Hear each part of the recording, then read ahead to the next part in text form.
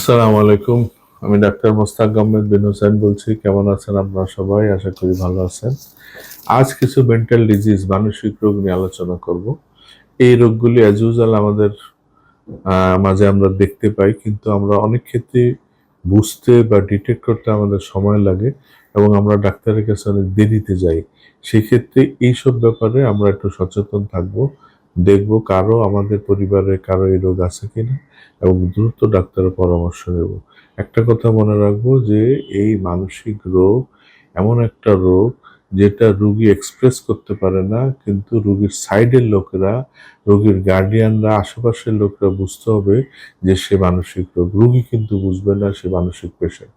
সুতরাং এই রুগীকে বোঝার জন্য পরিবারের লোকগুলিকে সচেতন হতে হবে, তাদের বুঝতে হবে এবং তাদের সঠিক চিকিৎসকের কাছে নিয়ে যেতে হবে।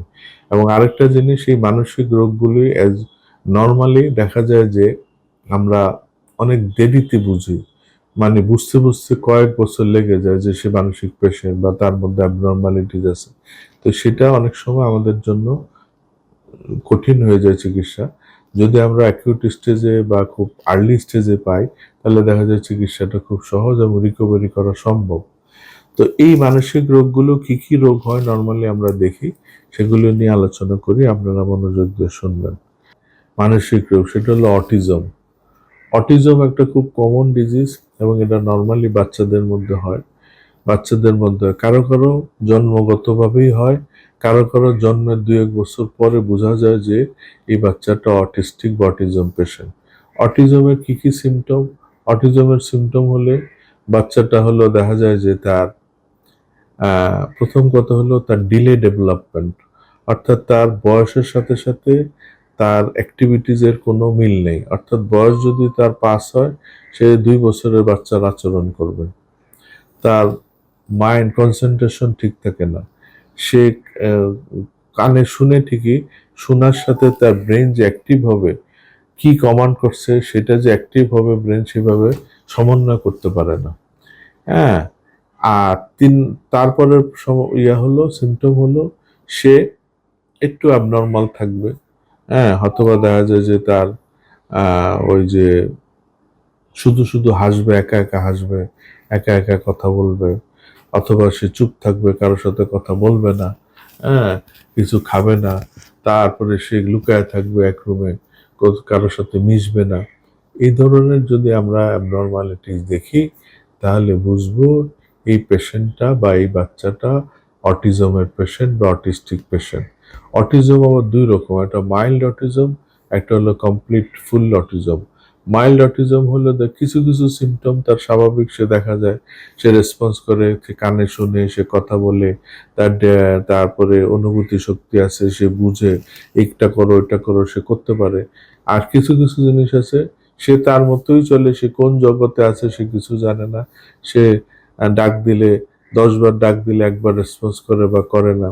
সে চোখে দেখে, আই কন্টাক্ট তার ঠিক নেই, সে দেখতেছে ওদিকে, চিন্তা করতেছে ওদিকে।